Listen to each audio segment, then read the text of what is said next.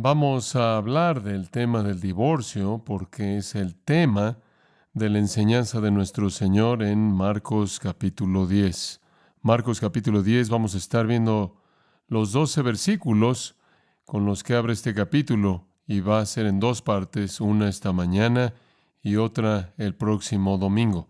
Entonces voy a tener que decirles eso para que no se pregunten por qué no he cubierto todos los puntos que se relacionan con este tema.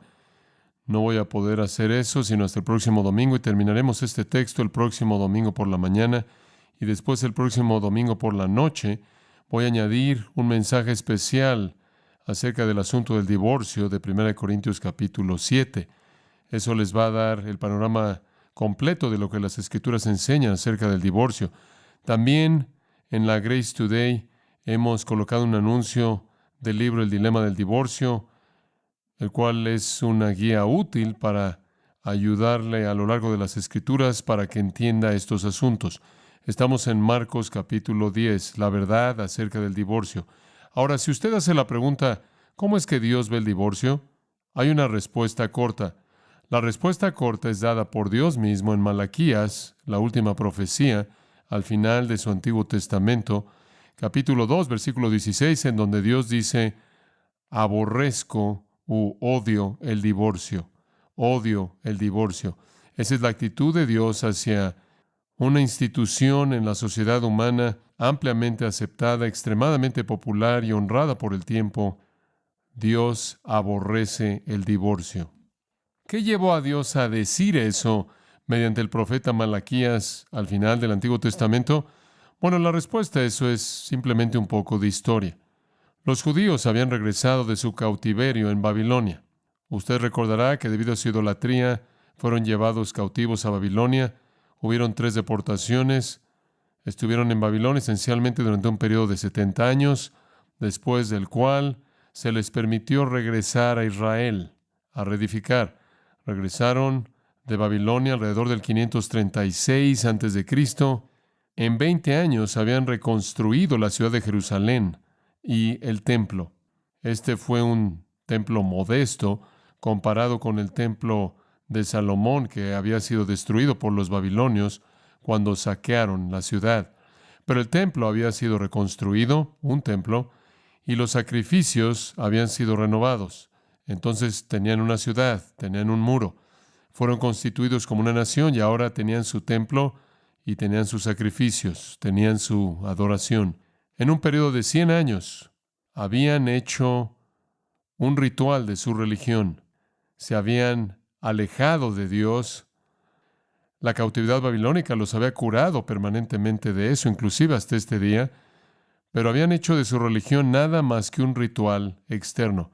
Malaquías señala que sus actitudes hacia Dios eran de menosprecio, injustas y mostraban un corazón endurecido. Se caracterizaron por una forma de religión que ellos mantuvieron y corazones que estaban llenos de pecado y desobediencia. Malaquías escribe su profecía para condenarlos y les habla acerca de sus pecados. Él define sus pecados en términos muy específicos y los llama al arrepentimiento. Ahora, Malaquías es lo que llamamos un profeta postexílico. Él profetizó después del exilio, después del regreso. Eso lo coloca en el mundo de un hombre con el que usted probablemente está familiarizado, Nehemías. Nehemías. Aunque el libro de Nehemías viene mucho antes en el Antiguo Testamento, pertenece en términos cronológicos al mismo tiempo que Malaquías. Es colocado antes debido a su historia. Malaquías es colocado al final con el resto de los profetas debido a su profecía. Los pecados que Nehemías identificó fueron los mismos pecados que Malaquías vio. Entonces, vayamos a Nehemías y al último capítulo de Nehemías, el cual cronológicamente sería el último capítulo de la historia del Antiguo Testamento. El capítulo 13 de Nehemías sería el capítulo final al desarrollar la historia del Antiguo Testamento. Nehemías identifica un pecado en particular que es característico de el pueblo de Israel. Capítulo 13, versículo 23. Vi asimismo en aquellos días a judíos que habían tomado mujeres de Asdod, amonitas y moabitas, mujeres idólatras, paganas. Y la mitad de sus hijos hablaban la lengua de Asdod, porque no sabían hablar judaico, sino que hablaban conforme a la lengua de cada pueblo.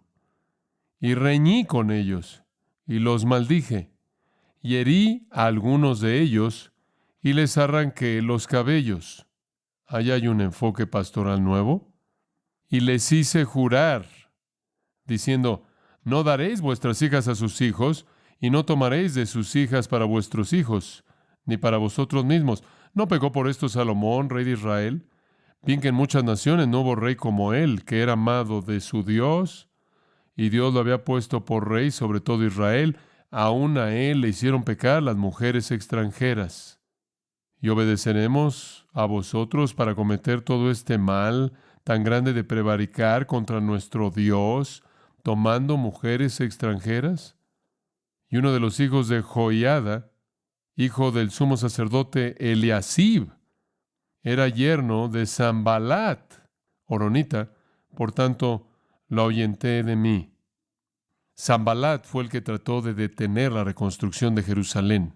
Acuérdate de ellos, versículo 29, Dios mío, contra los que contaminan el sacerdocio y el pacto del sacerdocio y de los levitas.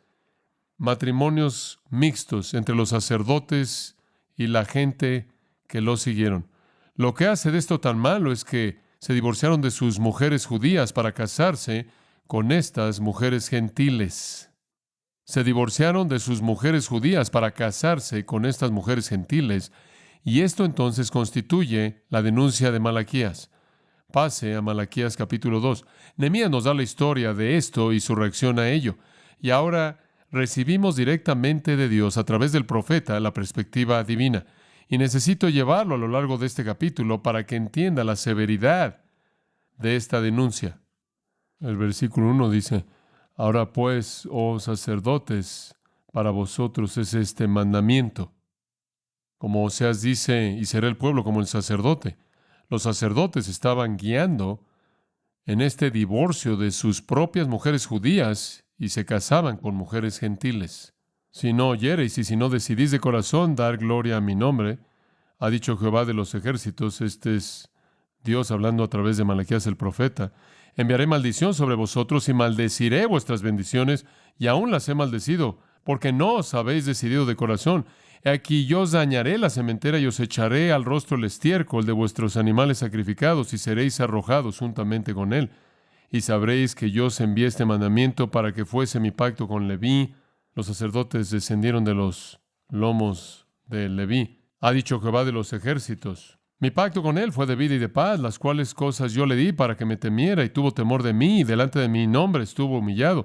La ley de verdad estuvo en su boca, e iniquidad no fue hallada en sus labios. En paz y en justicia anduvo conmigo, y a muchos hizo apartar de la iniquidad, porque los labios del sacerdote han de guardar la sabiduría, y de su boca el pueblo buscará la ley, porque mensajero es de Jehová de los ejércitos. Mas vosotros os habéis apartado del camino, habéis hecho tropezar a muchos en la ley, habéis corrompido el pacto de Leví, dice Jehová de los ejércitos. Por tanto, yo también os he hecho viles y bajos ante todo el pueblo, así como vosotros no habéis guardado mis caminos, y en la ley hacéis acepción de personas. ¿No tenemos todos un mismo Padre? ¿No nos ha creado un mismo Dios? ¿Por qué, pues, nos portamos deslealmente el uno contra el otro, profanando el pacto de nuestros padres? Prevaricó Judá, y en Israel y en Jerusalén se ha cometido abominación, porque Judá ha profanado el santuario de Jehová que él amó, y se casó con hija de Dios extraño. La profanación era el casarse con estas mujeres gentiles. Jehová cortará de las tiendas de Jacob al hombre que hiciere esto, al que vela y al que responde, y al que ofrece ofrenda a Jehová de los ejércitos. Si vienen a mi templo y pretenden adorarme cuando se han casado con una mujer extranjera, que mueran ahí mismo. Y esta otra vez haréis cubrir el altar de Jehová de lágrimas, de llanto y de clamor. Así que no miraré más a la ofrenda, para aceptarla con gusto de vuestra mano. Mas diréis, ¿por qué? ¿Por qué no aceptas nuestra ofrenda? Porque Jehová ha atestiguado entre ti la mujer de tu juventud, contra la cual has sido desleal, siendo ella tu compañera y la mujer de tu pacto. ¿No hizo él uno, habiendo en él abundancia de espíritu? ¿Y por qué uno? Porque buscaba una descendencia para Dios. Guardaos pues en vuestro espíritu, y no seáis desleales para con la mujer de vuestra juventud, porque Jehová, Dios de Israel, ha dicho que él aborrece el repudio o el divorcio. Lo que estaban haciendo era que se estaban divorciando de sus esposas judías para casarse con mujeres gentiles paganas. Así es esencialmente como la historia del Antiguo Testamento termina. Nehemías y Malaquías nos dan la última palabra, y la última palabra del Antiguo Testamento a los sacerdotes y al pueblo es: no se divorcien de sus esposas. Yo odio el divorcio. 400 años después, llegamos en el Evangelio de Marcos, en el periodo del Nuevo Testamento, y pueden regresar al capítulo 10. El divorcio ahora ha sido restablecido como una alternativa noble, una conducta justa. Los judíos del día de nuestro Señor han formulado argumentos para justificar y hacer del divorcio aceptable. Están involucrados en él. Se había desbordado en la cultura de Israel e incluía a los sacerdotes, que eran los que originalmente fueron condenados 400 años antes por Malaquías y Nehemías. Este asunto del divorcio que abundaba en la tierra de Israel se convierte en el tema de los versículos de apertura de este capítulo. Permítanme leérselo. Levantándose de allí, vino a la región de Judea y al otro lado del Jordán, y volvió el pueblo a juntarse a él, y de nuevo les enseñaba como solía. Y se acercaron los fariseos y le preguntaron, para tentarle, si era lícito al marido repudiar a su mujer. Él, respondiendo, les dijo, ¿qué os mandó Moisés? Ellos dijeron, Moisés permitió dar carta de divorcio y repudiarla. Y respondiendo Jesús, les dijo, por la dureza de vuestro corazón os escribió este mandamiento. Pero al principio de la creación, varón y hembra los hizo Dios. Por esto dejará el hombre a su padre y a su madre, y se unirá a su mujer, y los dos serán una sola carne. Así que no son ya más dos, sino uno. Por tanto, lo que Dios juntó, no lo separe el hombre. En casa volvieron los discípulos a preguntarle de lo mismo, y les dijo, cualquiera que repudia a su mujer y se casa con otra, comete adulterio con ella. Y si la mujer repudia a su marido y se casa con otro, comete adulterio.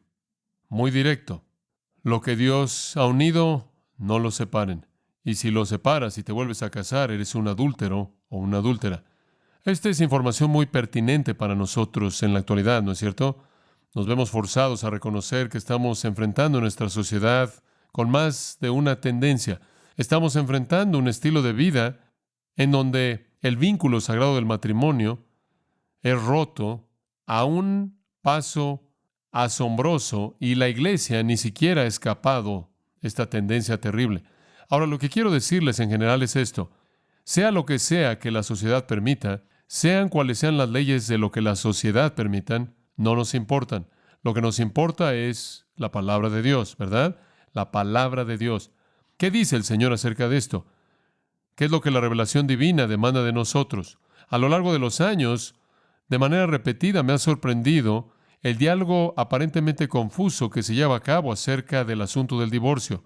Hay muchas posturas que han sido presentadas y que han flotado, pero soy un hombre simple y siempre hago la pregunta, ¿qué habría pensado la gente que estuvo ahí en el tiempo en el que nuestro Señor dijo esto? Si me das algún tipo de perspectiva compleja, confusa del divorcio en base a información que no está en el pasaje, entonces voy a suponer que esa es la postura equivocada, porque lo que Jesús le dijo, se lo dijo a la gente porque Él quiso que ellos entendieran lo que Él quiso decir. Entonces, si tan solo nos apegamos al texto, realmente no es tan difícil. Las Escrituras no son confusas.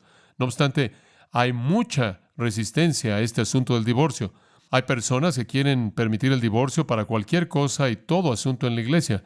Quieren inventar una fórmula para el divorcio supuestamente extraída de la Biblia, que da mucha flexibilidad para que la gente se divorcie por muchas razones. Y por otro lado tienes a esas personas que son los estrictos, que temen el divorcio y quieren asegurarse de encerrar a todo mundo, ningún divorcio en ningún momento y ninguna segundas nupcias bajo ninguna circunstancia. Esa es una postura que ha sido propagada ampliamente. Me acuerdo una vez cuando estuve en la parte de arriba de Michigan con un maestro bien conocido que presentaba seminarios por todo el país y él tenía un centro ahí y estaba ahí con él. Estábamos caminando ahí por uno de los caminos ahí en esta parte de arriba de Michigan, era un área hermosa, era el verano y él había estado enseñando por todo este país, enseñando nada de divorcio, nada de segundas nupcias, jamás para nadie en ningún momento. Y si te divorcias es un pecado y si te vuelves a casar eres un adúltero o adúltera permanente. Y esta era su postura. Y estábamos caminando y él me dijo, ¿qué piensas de la cláusula de excepción en los evangelios? Yo le dije, ¿quieres decir que si te divorcias de tu esposa, excepto por causa de porneia, fornicación, cometes adulterio? Esa es la única excepción dada en Mateo 19. ¿Qué pienso de eso? Le dije, creo que está en la Biblia. Creo que está en la Biblia. Está en la Biblia, ¿no es cierto? Él dijo, no creo en la cláusula de excepción. Yo le dije, ¿cómo puedes creer en la Biblia y no creer en la cláusula de excepción? ¿Está en la Biblia?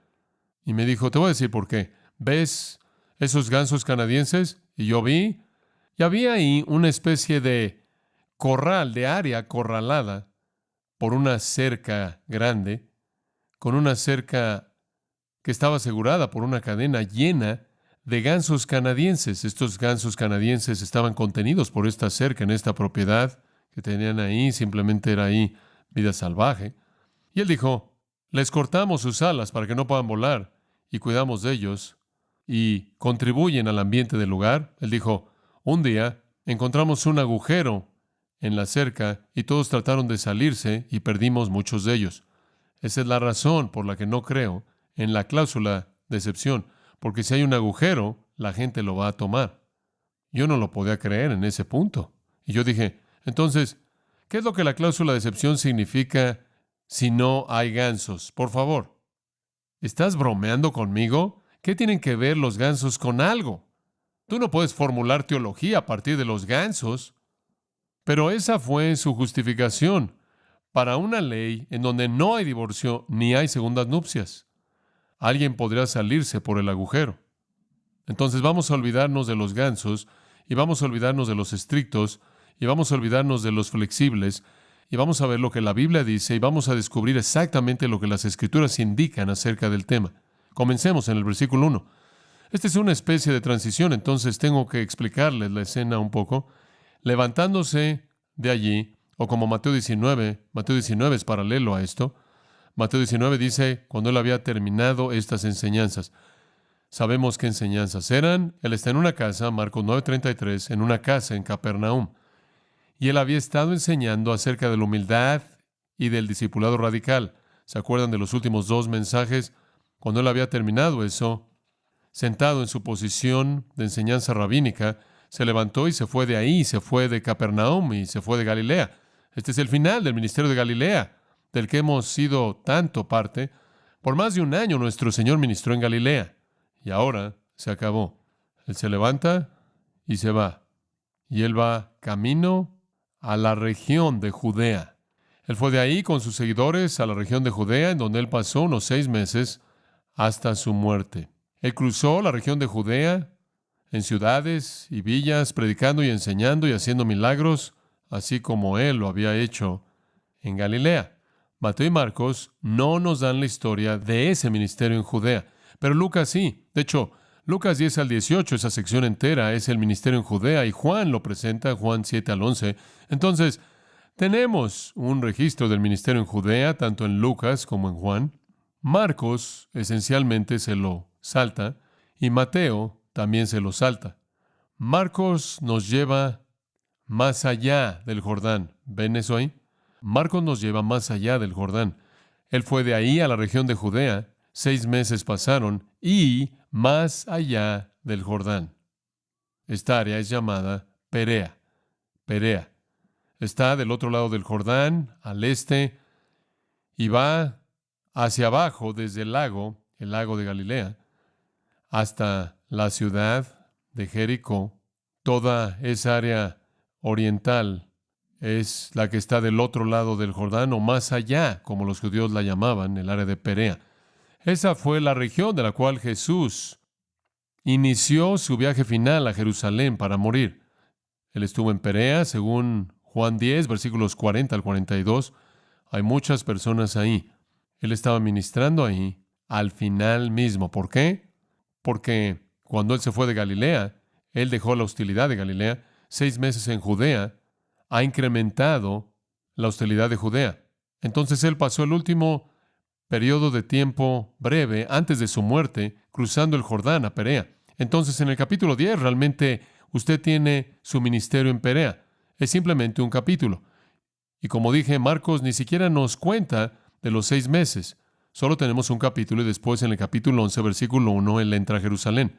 Los judíos galileos que descendieron a Jerusalén, lo cual empezaban a hacer ahora porque la Pascua estaba por venir, esa es la razón por la que Jesús fue ahí, para estar en la Pascua. Los judíos galileos viajaban al sur por el lado este del Jordán, porque si iban por el lado oeste, estarían atravesando por Samaria y odiaban a los samaritanos porque eran una raza mixta de gente de matrimonios mixtos. Y entonces todos bajaban por el lado este hasta Jericó y de Jericó hasta Jerusalén, subían y entonces nuestro Señor encontraría multitudes ahí en la última etapa de su ministerio, multitudes de personas porque habían muchos judíos que se habían mudado ahí durante el reinado de Herodes el Grande y vivían ahí, pero también habían muchos peregrinos que iban camino a Jerusalén. Tenía una población judía grande, como dije, que se desarrolló durante el reinado de Herodes el Grande, el padre del gobernante actual, Herodes Antipas. Entonces leemos aquí que hay multitudes congregadas en torno a él. Esos habrían sido los judíos que vivían en esa área, como también los peregrinos que se dirigían a Jerusalén conforme la migración comenzaba para las festividades venideras. Y después dice que él hizo lo que normalmente hacía. Según su costumbre, él comenzó a enseñarles, y Mateo añade, y los curó ahí. Mateo 19, versículo 2. Entonces es lo mismo que hizo en Galilea. Él sanaba y demostraba su compasión y su naturaleza divina y su poder divino, mientras que enseñaba acerca de la salvación, arrepentimiento y el reino, la verdad y la salvación. Ahora, ahí es donde él está cuando este incidente sucede camino a Jerusalén. Usted puede ver eso en el versículo 32. Estaban en el camino que iba a Jerusalén. Versículo 46, llegaron a Jericó, el cual está apenas abajo de Jerusalén. Entonces, ese es el camino que están tomando. Mientras que él está en Perea, sus pasos son seguidos por sus enemigos incansables, los fariseos, quienes nunca lo dejaron solo. Quieren desacreditarlo con el pueblo, quieren destruir su popularidad y quieren destruirlo también. Los vimos en el capítulo 3, versículo 6, buscando matar a Jesús junto con los herodianos. Conocemos esa historia entera. Y están ahí con su intención siniestra conocida. Ahora eso nos lleva al texto del versículo 2. Simplemente llamémosla la confrontación. Muy bien, la confrontación. Y se acercaron los fariseos y le preguntaron para tentarle si era lícito al marido repudiar a su mujer. Ahora el punto de esto no es para efectos de información, ¿verdad? No es información lo que ellos quieren. Esto es para probarle, para tentarlo con miras a que caiga. Tengo que darles crédito. Siguieron haciéndolo, aunque fueron derrotados de manera clara cada vez que hicieron un intento. Y empeoró en la semana final, como veremos más adelante. Pero regresan buscando alguna manera de desacreditar a Jesús y más para destruirlo. Y entonces presentan una pregunta. Y créanme, esto fue el resultado de algunas horas de contemplación. Sabían qué preguntar y sabían en dónde estaban y qué tan pertinente era hacer la pregunta en el lugar en donde estaban. Entonces vienen a Jesús para tratar de presentarle una prueba que no pueda probar en frente de esta multitud masiva. Y comienzan a hacerle la pregunta, y aquí está la pregunta. ¿Es lícito al marido repudiar a su mujer? Mateo añade, por toda causa. ¿Es lícito para un hombre divorciarse de una mujer? Esta no es una pregunta al azar. Este es un asunto muy astuto, muy calculado. Y esta es la razón. El divorcio era común entre los líderes. Era común entre el pueblo. Y el divorcio se acomodaba a su pecado. La gente que se divorciaba por su propia voluntad quería el divorcio. Los líderes preferían el divorcio. Cuando querían divorciarse, tenían libertad de hacerlo. El estándar del Antiguo Testamento había sido quitado ya desde hacía mucho tiempo y en su lugar una perspectiva rabínica que acomodaba su pecado hacía que el divorcio fuera fácil. De hecho, los fariseos eran ejemplos espirituales y estaban guiando el desfile del divorcio gratuito o libre. La opinión reinante en el asunto fue dada por un rabino llamado Hillel. El rabino Hillel había muerto unos 20 años antes de esto, pero su postura prevalecía. Y el rabino Hillel dijo, por cualquier razón, deshazte de esa mujer. Los hombres eran los líderes en este divorcio, y usted podía divorciarse de su mujer por quemar su cena, por dar vueltas de tal manera que alguien viera sus tobillos, por dejarse el cabello suelto, no metafóricamente, sino literalmente, por hablarle a un hombre, por hacer un comentario negativo acerca de tu madre, o por encontrar a alguien más a quien tú preferías. Y usted tenía la obligación de divorciarse de ella si ella era estéril. Esa fue la postura reinante. El divorcio era como lo es en la actualidad de nuestro país, por cualquier razón y por toda razón. Y es muy probable que los fariseos habían oído a Jesús acerca de esto, y esa es la razón por la que hicieron la pregunta. En Mateo capítulo 5, él dijo, os digo, todo aquel que se divorcia de su esposa, excepto por la razón de fornicación, esa es la cláusula de excepción, hace que ella cometa adulterio, y todo aquel que se casa con una mujer divorciada comete adulterio. Lo que Jesús dijo es que si usted se divorcia de su esposa, sin la única razón que él presenta aquí, usted causará que ella y usted, cuando se vuelva a casar, se vuelvan adúlteros. ¿Habían oído eso? Jesús debe haber dicho eso muchas veces, en muchas ocasiones. Ellos ven esto como una postura estricta. A ellos les encantaría que la multitud viera a Jesús como alguien estricto. Les encantaría que la multitud de pronto se sintiera consciente de sí misma. Les encantaría que la multitud se volviera en contra de Jesús, quien entonces sería culpable de identificarlos como adúlteros y adúlteras. Él podría volver esa multitud, esos fariseos debieron haber pensado, él podría volver a esa multitud en contra de él con tanta velocidad. Si él tan solo volviera a decir lo que sabemos que dijo antes, su popularidad sería devastada. Todos ustedes son adúlteros y adúlteras. ¿Se pueden imaginar eso? Estoy esperando la oportunidad de estar en televisión a nivel nacional y decir, todos ustedes que están viviendo unos con otros sin casarse son fornicarios. Y todas ustedes personas que se han divorciado el uno del otro sin base bíblica son adúlteros y adúlteras. ¿Qué le haría eso a mi popularidad? La población entera se volvería en contra de usted y yo no soy nadie. Eso es lo que ellos querían. Si podían mostrar la intolerancia de Jesús y que él estaba en conflicto con los grandes rabinos y con ellos que estaban viviendo lo que los rabinos permitieron, podían desacreditarlo. Pero era más que eso. Recuerden dónde están. Están en Perea. Perea es el lugar gobernado por Herodes Antipas. Herodes Antipas.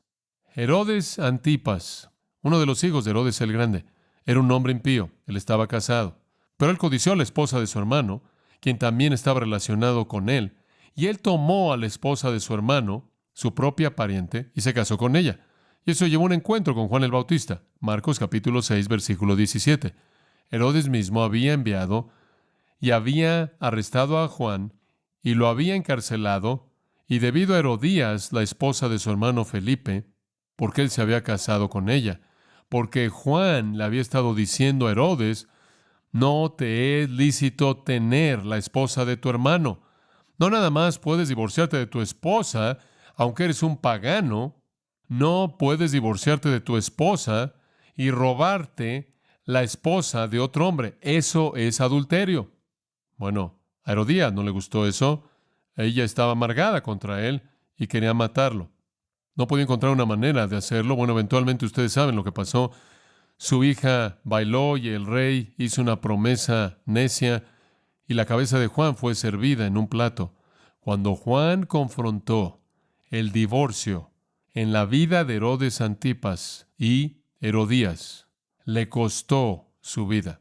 Esta es una manera de pensar inteligente porque están en el territorio de Herodes Antipas en este momento.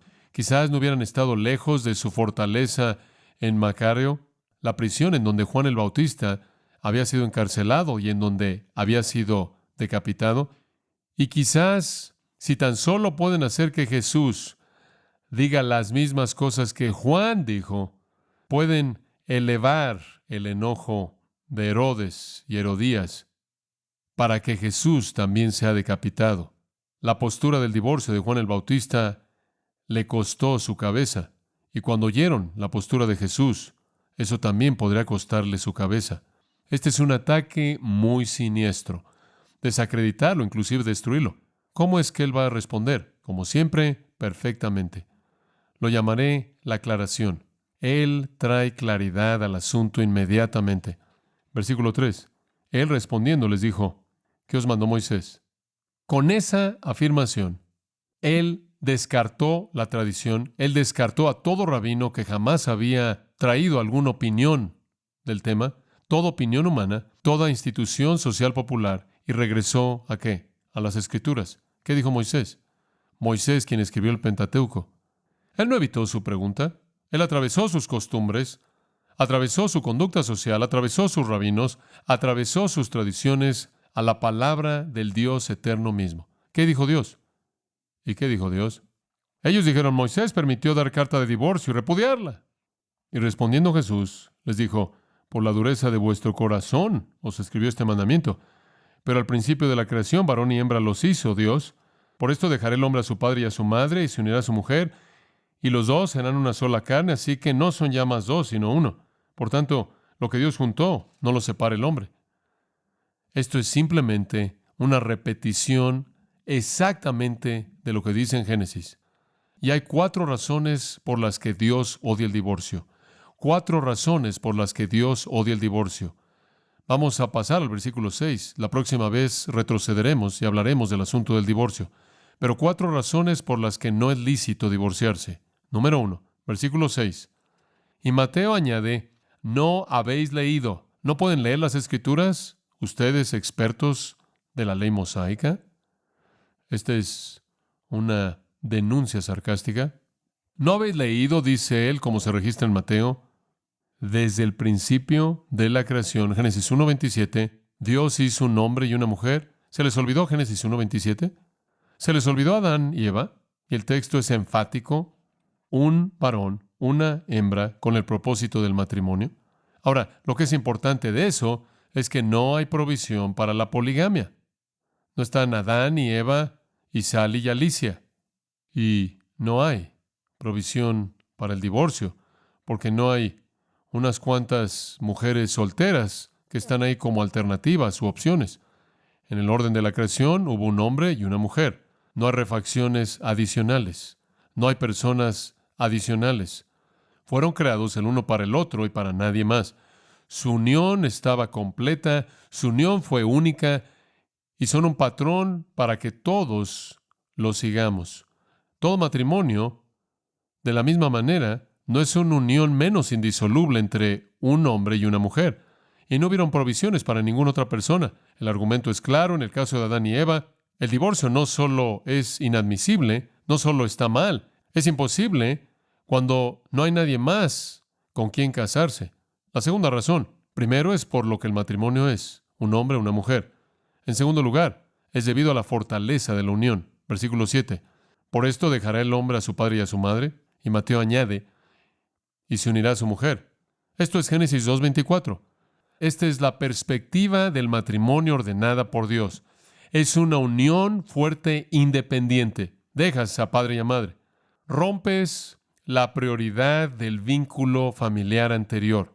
Y en el lenguaje de Mateo 19:5, el cual es tomado de Génesis 2:24, te unes, te aferras a tu esposa. La idea de esa palabra es pegamento, te pegas. Literalmente están pegados. No es una relación a distancia, no es una prueba que veo si me gusta. Están pegados.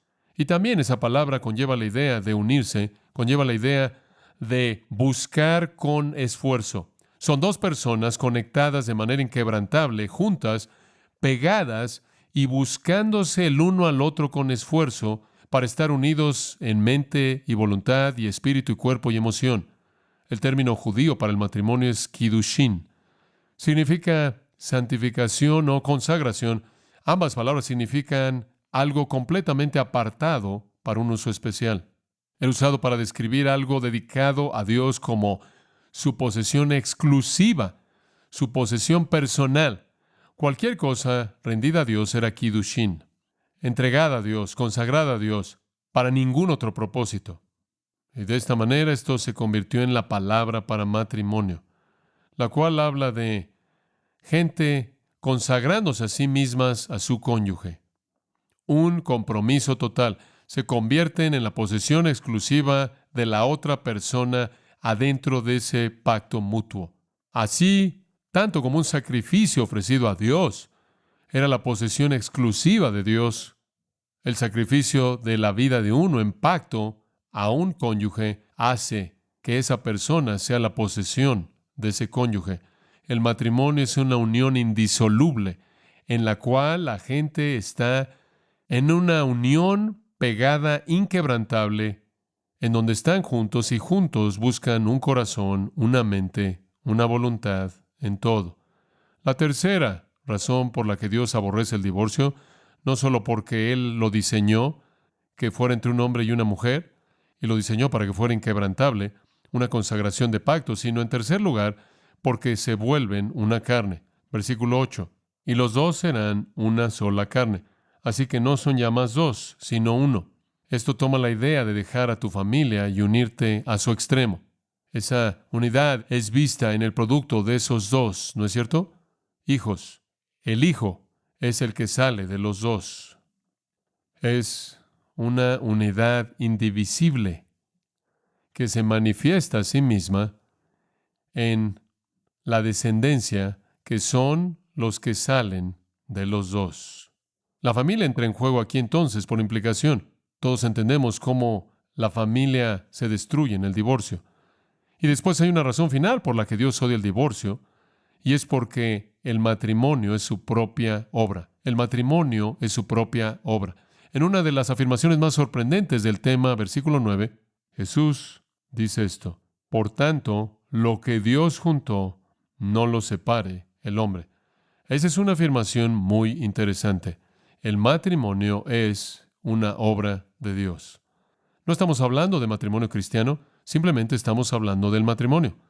El matrimonio es una obra de Dios, no solo como una institución, sino que todo matrimonio es una obra de Dios.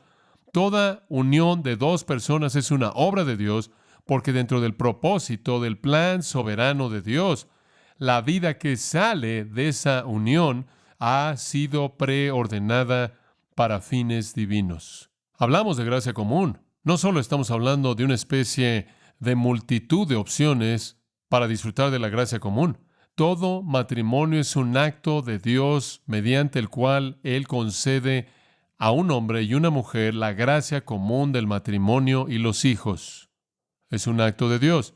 Él coloca a dos personas juntas y a partir de esas dos sale la descendencia, quienes han sido preordenados para cumplir con sus fines.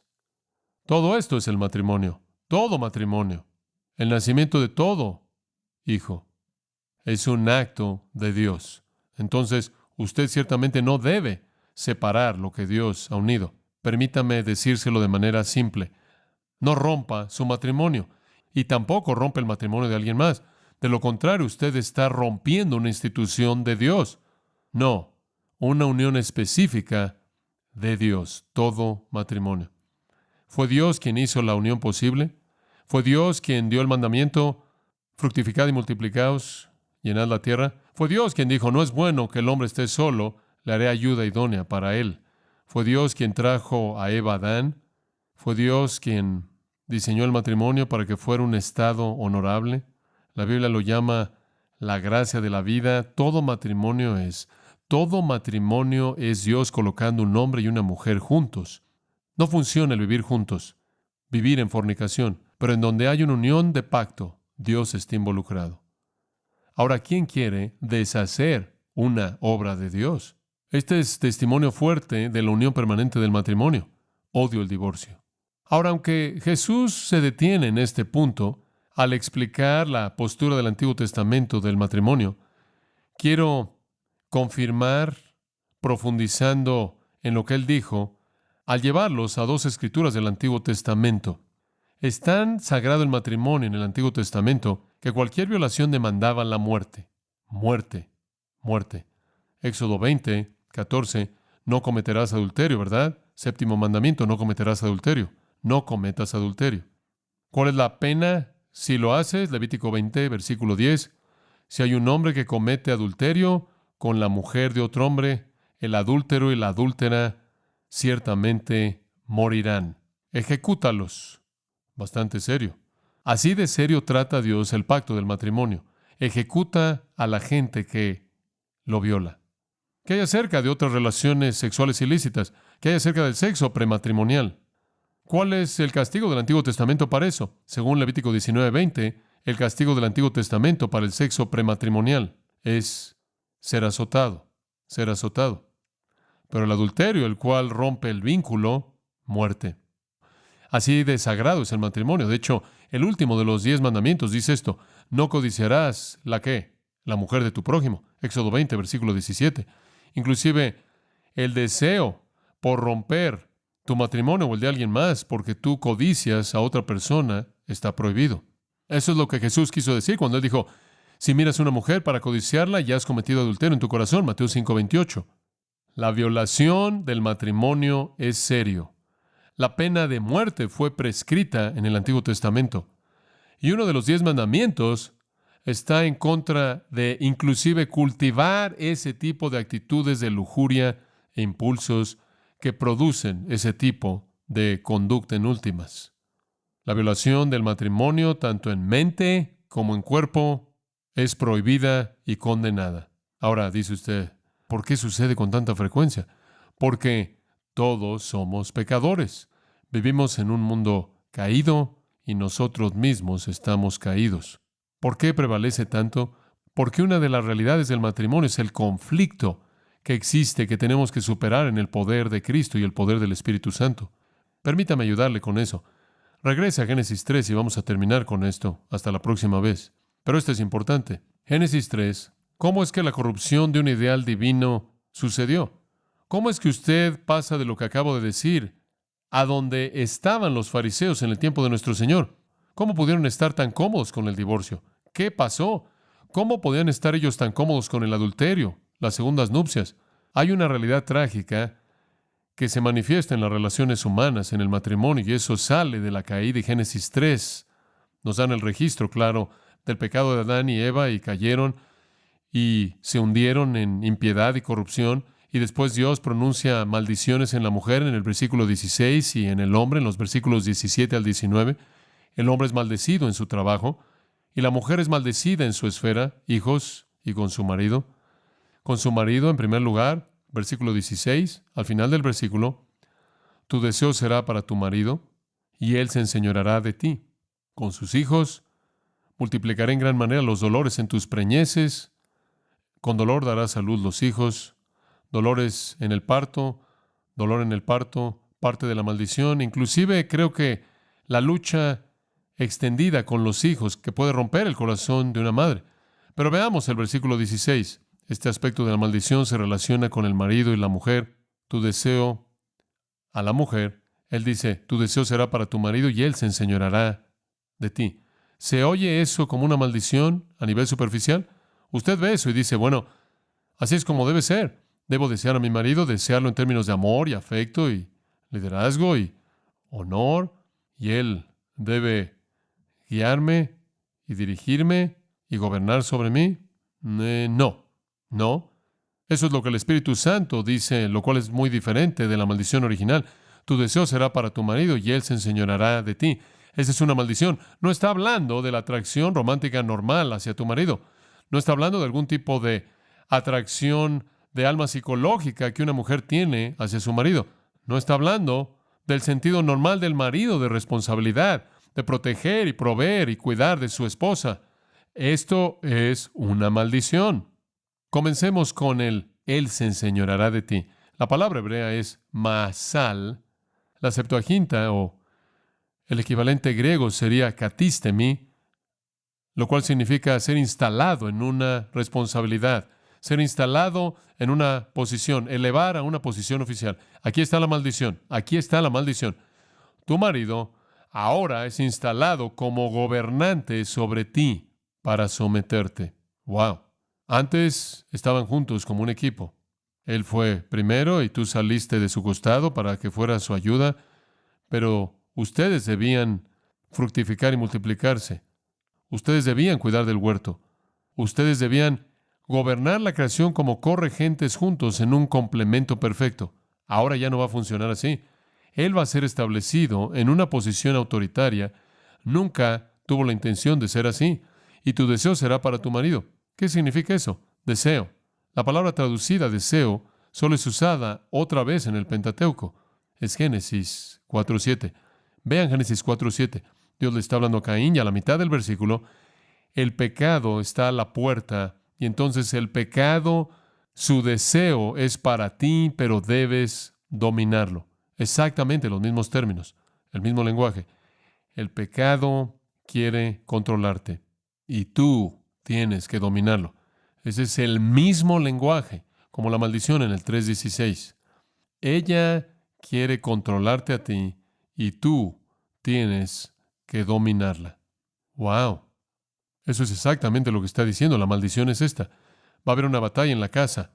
Conforme una mujer busca ser independiente, busca ser dominante, busca hacer lo que quiere, busca cumplir su voluntad, y conforme el hombre trata de controlar la rebelión, ambos están caídos y se vuelve algo feo. Y lo conocemos como la colisión entre la liberación de las mujeres y el chauvinismo masculino. Es conflicto en el hogar debido a que la mujer está caída, está maldecida con egoísmo y una voluntad fuerte, deseos fuertes, y quiere hacer lo que ella quiere, y se siente rebelde debajo de esto. Y conforme ella tiene actitudes rebeldes, el hombre también tiene actitudes no amables, dominantes. Y este es el conflicto que lleva al divorcio. Simplemente es fácil de romper, terminarlo. Ya no me cae bien ella, ya no me cae bien él, ya no quiero vivir con ella, ya no quiero vivir con él, y vi a alguien que es mucho mejor para mí. Entonces Jesús aquí les está diciendo, regresen al Antiguo Testamento. Pueden reconocer el conflicto, pero eso no cambia el hecho de que es un hombre, una mujer, vínculo fuerte, de por vida, la obra de Dios, y Dios odia el divorcio. Inclusive en donde hay conflicto y desafío, y lo habrá porque estamos caídos, se quedan juntos, se esfuerzan por buscar esa unidad y Dios bendecirá esa unión. Pero Él odia el divorcio. Entonces dice usted, bueno, ¿hay alguna base para el divorcio? Bueno, ya sabemos que hay una cláusula de excepción, ¿verdad? La estudiaremos la próxima vez. Oremos. Ha sido una mañana maravillosa tener comunión con los tuyos, ver tu verdad y tu palabra es tan rica, tan clara. Te damos gracias porque nos has dicho lo que necesitamos saber para vivir en el lugar de la bendición, para mantenerlos, como Judas lo dijo, en el amor de Dios, en el lugar donde la bendición cae. Bendice los matrimonios, todos los matrimonios en esta congregación, todos los matrimonios en esta iglesia, que el Espíritu Santo, con su poder maravilloso y el poder de su gracia divina, mitigue los conflictos que son tan naturales a la condición caída de todos nosotros y parte de lo que significa estar maldecidos. Sabemos que solo en Cristo podemos tener la fortaleza para encontrar el camino del gozo y el amor y la satisfacción para la vida en la unión de dos pecadores. Entonces te damos gracias por lo que puedes hacer en nosotros y a través de nosotros. Estás haciendo a través de la obra de nuestro Salvador. Úsanos, Señor, para ser una bendición a aquellos que nos rodean. Muchas personas luchan con esto. Que les digamos que no hay esperanza fuera de ti, pero en Cristo lo mejor puede salir de lo que parece ser lo peor. Y te damos gracias en el nombre de Cristo. Amén.